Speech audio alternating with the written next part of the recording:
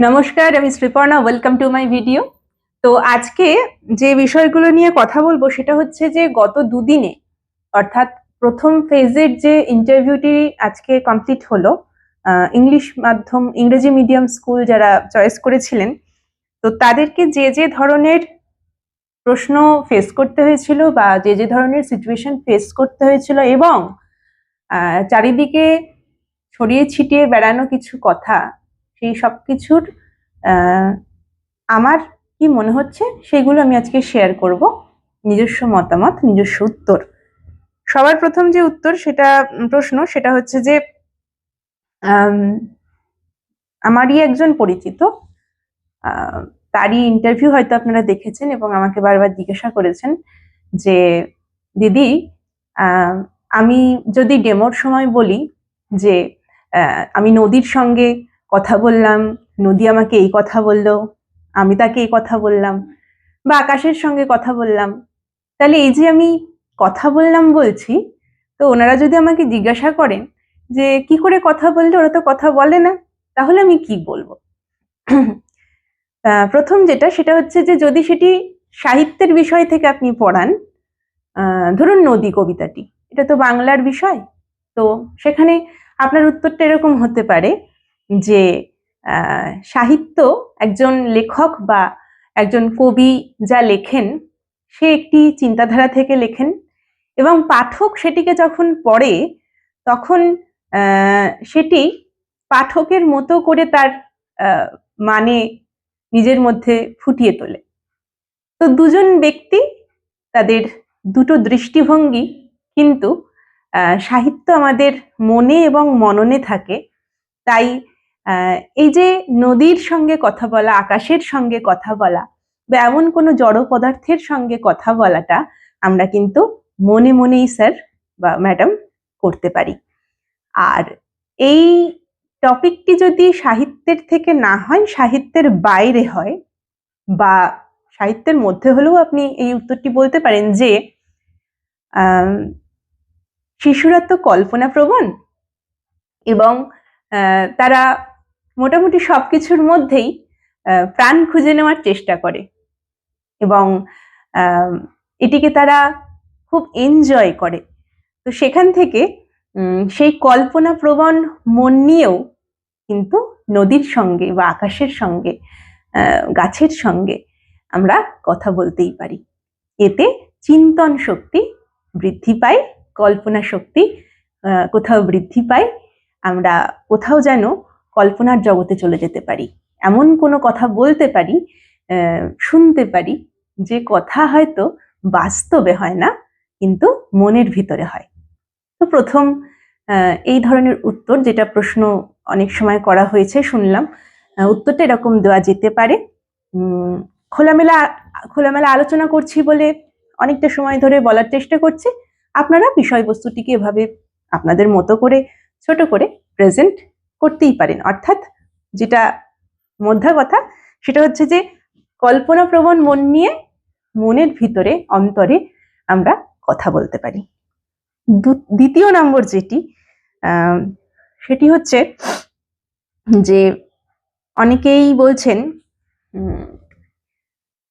এবং একটি নির্দিষ্ট স্ক্রিনশট আমাকে পাঠিয়ে বলছেন যে যেখানে লেখা আছে নয় হস্যি তয়জাফলা নৃত্য এবং এটসেট্রা এটসেট্রা, মোট কথা নৃত্য লিখতে চেয়েছেন তিনি, হয়তো নাচ। তো এইসব গান, নাচ, আবৃত্তি, ধাঁধা ইত্যাদির মধ্যে দিয়ে যারা ডেমো দেন তাদেরকে বলছে এগুলো দেখবে না এবং ডাইরেক্ট পড়ানোতে ঢুকে যান। প্রথম কথা, নৃত্যকে যে নিত্য লেখে তার কথা নয়, ছেড়েই দিলাম। আর বাকি সেটা হচ্ছে আর একজন আমাকে জিজ্ঞাসা করেছিলেন কোনো একদিন যে এসএলএসটির কোনো একটি ইন্টারভিউতে বলেছেন কেউ যে এসব গান নাচ করতে হবে না, বাদ দিন, আপনি যেটা পড়াবেন সেটি পড়ান।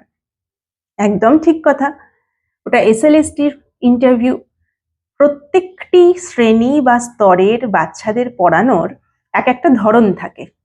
আপনি যে জন্য যাচ্ছেন প্রাথমিকে, সেখানে সম্পূর্ণ শিশু কেন্দ্রিক পড়ানোটা আপনাকে পড়াতে হবে। তার জন্যে আপনি চাইলে ইন্টারভিউতেও নৃত্য, গান, আবৃত্তি, ধাঁধা, অর্থাৎ এমন কিছু ছবি, এমন কিছু যা দিয়ে শিশুরা কৌতূহলী হয়ে পড়ে, আকর্ষিত হয়, ইউজ করতেই পারেন, একদম পারেন। এখনো বলছি পারেন, তবে অবশ্যই সেটা মেপে হওয়া দরকার। 5 বা 4 মিনিটের যদি আপনার ডেমো হয়, তাহলে সেখানে নিশ্চয়ই 2 মিনিট ধরে আপনি ওটা করবেন না। সেখানে নিশ্চয়ই তার একটা পরিমাপ থাকবে, কিন্তু অবশ্যই ওটি আপনি করতে পারেন। হ্যাঁ, যারা বলছে বা জিজ্ঞাসা করেছিলেন আমাকে যে ডাইরেক্ট পড়ানোতে চলে যেতে বলছে, আমি দিদি কি করব, এটার মিনিং যেটা, সেটা হচ্ছে, প্রথমেই বলে রাখি, আমার পরিচিত বহু ক্যান্ডিডেট এই দুদিনে ইন্টারভিউ দিয়েছে, তাদের গোটা মানে ডেমো দেখেছেন, তারা গোটা ডেমো দেখেছেন এবং দ্বিতীয় আরেকটি ডেমো দেখতে চেয়েছেন, এরকমও আছে। তো এটা নিয়ে ভয় পাওয়ার কোনো কারণ নেই, যেমনটা তৈরি করেছেন তাই করবেন। কিন্তু অবশ্যই খেয়াল রাখবেন যে আপনার পড়ানোর মধ্যে এই যে এক্সট্রা ক্যারিকুলার অ্যাক্টিভিটিগুলো আপনি ঢোকাচ্ছেন, সেই রেশিওটা যেন ঠিক থাকে, পরিমাণটা যেন ঠিক থাকে, যেন কতটুকু ঢোকাবো, কেন ঢোকাবো, আমার প্রয়োজনটুকু কতটা। আর যারা এগুলো পারেন না, এমনও অনেক ক্যান্ডিডেট আমার চেনা আছে যারা কি সুন্দর কৌতূহলের মধ্যে দিয়ে দিয়ে দিয়ে দিয়ে বিষয়টার মধ্যে ঢোকে, ছবির মাধ্যমে, গল্পের মাধ্যমে, ভয়েস মডিউলেশনের মাধ্যমে। মোট কথা, পড়ানোটাকে আকর্ষণীয় করতে হবে। সেটা যে যেমন করে পারেন করবেন, যেমন করে পারেন করবেন, আর কনফিডেন্টলি করবেন। ওকে? আর যেটা বলছিলাম যে ডাইরেক্ট ঢুকে যেতে বলছে, এর মিনিং হচ্ছে, এমন অনেক ক্যান্ডিডেট আছেন যারা অবশ্যই চেষ্টা করেছেন নিজের মতো, কিন্তু প্রথমে ওই ডেট, ক্লাস ইত্যাদি লিখতে লিখতে প্রচুর সময় খেয়ে নেয়, এবং সেই সময়টা তারা খুব আকর্ষণীয় কিছু করে হয়তো উঠতে পারেন না, সেই কারণে জিনিসটি একটু বোরিং ফিল হয়। তো সেই সময় অবশ্যই এই কথাটি তারা বলতেই পারেন। তো সেই জন্যে নতুনত্ব কিছু দিয়ে আপনারা ট্রাই করতে পারেন শুরুটা, যে কেমন আছো, ভালো আছো, আজকের তারিখ কত, হ্যাঁ ঠিক বলেছো, কোন শ্রেণীতে উঠেছো, হ্যাঁ এটা, এগুলো না করে একটু নতুনত্ব কিছু করতে পারেন। অথবা আপনারা নিজেরাই বলতে পারেন যে আমি কি উপস্থাপন স্তর থেকে শুরু করতে পারি, দিয়ে আপনি ডাইরেক্ট যেভাবে ভেবেছেন তাই ভাবেই ডেমোটি করবেন। আর এছাড়া যেটি বলার, সেটি হচ্ছে যে যদি দিদি শুনছি যে ওনারাই টপিক ঠিক করে দিচ্ছে, যিনি হয়তো আর্টস ব্যাকগ্রাউন্ডের, তাকে সায়েন্স ব্যাকগ্রাউন্ড নিয়ে কোয়েশ্চেন করছে, ইংরেজি মাধ্যম স্কুলে চুজ করেছেন কিন্তু বাংলাতে পড়াতে বলছে, একদম তাই বলতেই পারে। সেই জন্যই তো সব কটা টপিককেই আপনাদের করে রাখা উচিত, তাই বলেছি এতদিন।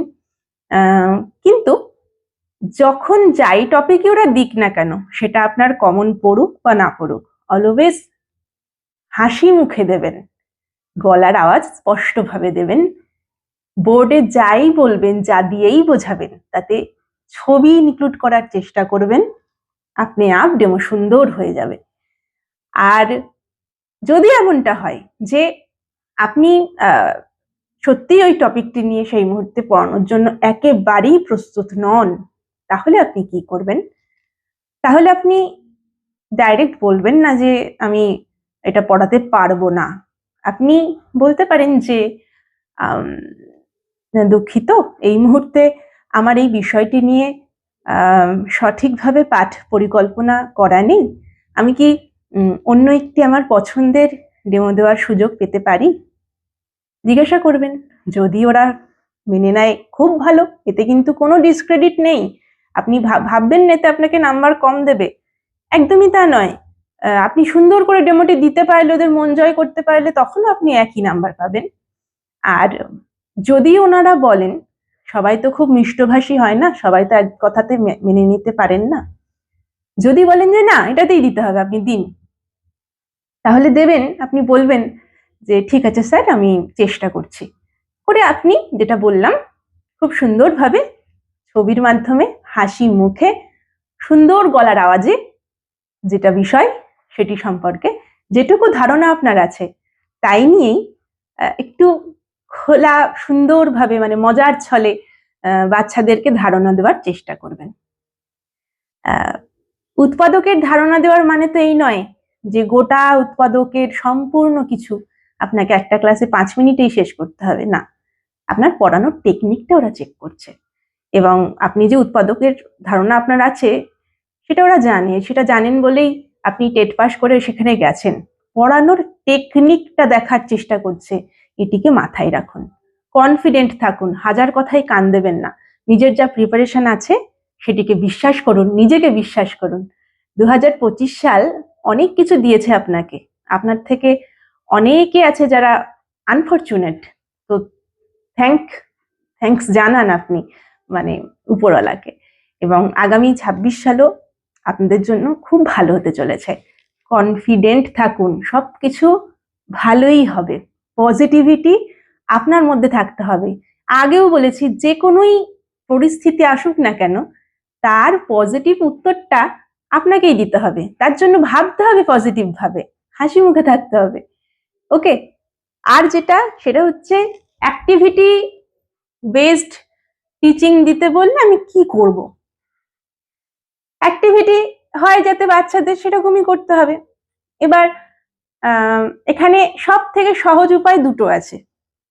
একটা, আপনি যে কোনো বাংলা বা ইংরেজি রাইম সেটিকে অ্যাক্টিভিটির মাধ্যমে পড়াতে পারেন, এবং শুধু নিজে করলে হবে না, প্রিটেন্ড করতে হবে যে হ্যাঁ তোমরাও করো, হাতটা এরকম করো, হ্যাঁ এবার বলো, এইভাবে বিষয়টা করতে হবে। ধরুন আমি যদি বলি যে চলো সবাই হাত দুটো এরকম করো, করেছো, এবার করো এরকম করো, করো করো, টুইঙ্কেল টুইঙ্কেল, হাত উঠাও, little star how I wonder what you are, up above the, হাতটা তোলো, above the world so high.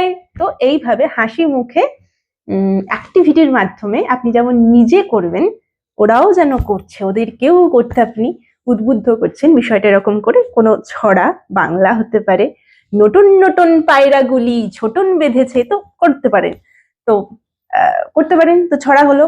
আরেকটা যেটা সেটা হচ্ছে আপনি যে ব্রতচারী শিখেছিলেন সেই ব্রতচারীর ইউজ এখানে আপনি করতে পারেন অ্যাক্টিভিটির মাধ্যমে। এছাড়া যেটা করতে পারেন একদম আউট অফ বক্সে গিয়ে, যেটা সত্যি বলতে আমি না আমার ক্লাসে করি, স্কুলে করি, এটা যে কোনো কিছু হতে পারে।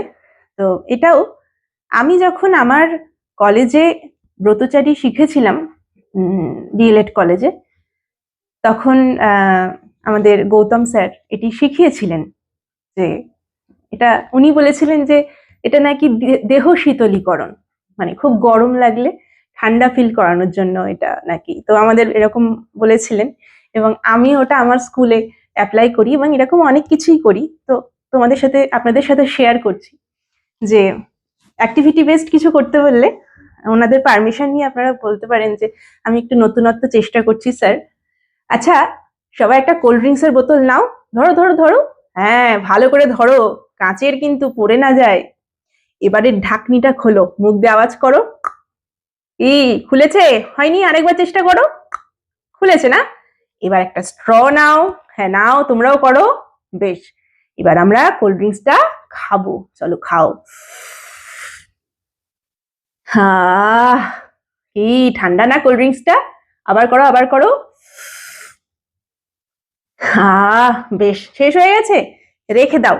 এবার একটা গোলাপ ফুল তুলি তো আমরা, এই তুললাম না, কি সুন্দর লাল গোলাপ ফুল না, কি সুন্দর গন্ধ, দেখো শোখো, কি, নাও নাও আবার শোখো, কি আস্তে আস্তে শীতল লাগছে, শরীরটা ঠান্ডা লাগছে। তো এইটাও না এক ধরনের অ্যাক্টিভিটি বেসড লার্নিং, এটাও এক ধরনের অ্যাক্টিভিটি যেটা আপনি ওদের দিয়ে করাচ্ছেন। এর ফলে যেটা হচ্ছে এ কাইন্ড অফ মেডিটেশন হচ্ছে, শরীরের রিদিমটা ভালো থাকছে। এটা আপনারা মানে নর্মালি এগুলোর মাধ্যমে ওদের আকর্ষিত করা হচ্ছে বটে, বাট অ্যাকচুয়ালি আমরা ইনহেল এক্সহেল করছি, এটা শিখছি। তো এটাও একটা অ্যাক্টিভিটি, করাতেই পারেন। এই গেল। আরো বিভিন্ন বিভিন্ন প্রশ্ন আপনারা আমায় করেছিলেন, যেটা আচ্ছা সোয়েটার আমি কিভাবে পরবো, বিশেষ করে মেয়েরা যেমন খুশি করে পরতে পারেন, সোয়েটার ব্লেজার যা খুশি করতে পারেন, শুধু মার্জিত হলেই হলো। আর কোনো কিন্তু বাধ্যবাধকতা কিছু নেই। ছেলেরা জুতো লেস থাকবে নাকি থাকবে না, সেখানেও বাধ্যবাধকতা নেই। যা আপনি সুন্দর করে ক্যারি করতে পারবেন, যেটিতে আপনাকে সুন্দর দেখাবে এবং মার্জিত দেখাবে, স্নিগ্ধ দেখাবে, তাই আপনি পড়তে পারেন। ফাইল নিয়ে ঢুকতে দেবে না, পেন নিয়ে ঢুকতে দেবে না, টিএলএম তো একদমই না। শুধু আপনি যাবেন ভেতরে, ইন্টারভিউ এর সময় একটা সই ওখানে করাবে, আপনাকে করতে হবে যে আপনি প্রেজেন্ট ছিলেন ইন্টারভিউতে। আর তার আগে তো যা যা বলেছি এর আগের ভিডিওতে সেগুলো। এবার আসি, এতদিন ধরে পড়াশোনা করার পরেও আপনি চাকরি পাননি কেন, এই ধরনের প্রশ্ন করা হয়েছে হয়তো। এর উত্তর আপনার কাছে থাকবে, আমায় বলতে হওয়ার দরকারটা কি? আপনাদের উত্তর আপনারা নিজেরাই তৈরি করতে পারেন। পজিটিভ ওয়েতে বলবেন যে স্যার, আমি আমার দিক থেকে সর্বোচ্চ চেষ্টা করে চলেছি, শিখে চলেছি। হ্যাঁ, আমি হয়তো কিছুটা কোনো খামতির কারণে সেই মানদণ্ডটি পেরোতে পারিনি বলে চাকরিটি এখনো পাইনি, তবে আমার বিশ্বাস যে একদিনে না হোক একদিন ঠিকই হবে, এবং আমি তার জন্যে অনবরত প্রচেষ্টা চালিয়ে যাচ্ছি, এবং আমার বিশ্বাস আমি একদিন নিশ্চয়ই সফল হব। এই ধরনের আরো প্রশ্ন করেছে, পরের ভিডিওতে সেগুলো আনার চেষ্টা করছি। মোট কথা, যার যেমন প্ল্যানিং ছিল সে সেভাবেই এগিয়ে যান, হাসি মুখে কনফিডেন্টলি ঢুকুন, ইন্টারভিউ টেবিলে বসুন, কথোপকথন করুন, ডেমো করুন এবং জয় করে বেরিয়ে আসুন। সবকিছু ভালো হবে, হতেই হবে, কোনো চিন্তা নেই। অযথা ভয় সত্যি করে জীবনে আসার আগে ভয় পেয়ে হেরে যাবেন না। সব থেকে বড় যার পরীক্ষা এখানে যেটার দরকার, সেটা হচ্ছে আপনার কনফিডেন্স, আপনার পজিটিভিটি এবং আপনার মুখের একটা হাসি। ধন্যবাদ।